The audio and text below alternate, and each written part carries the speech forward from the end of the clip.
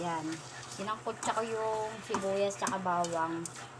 Pati yung patatas.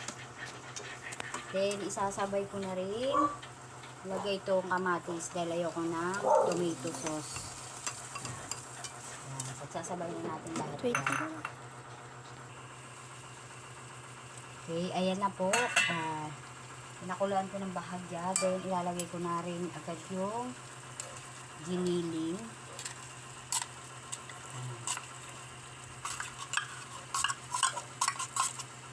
Yan po.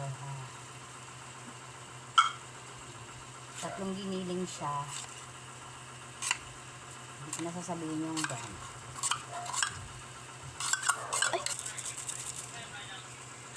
Then, nag-agad na ako ng mga pampalasa niya.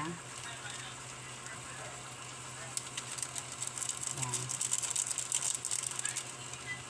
Then, mag-a-add ulit ako ng konting asin.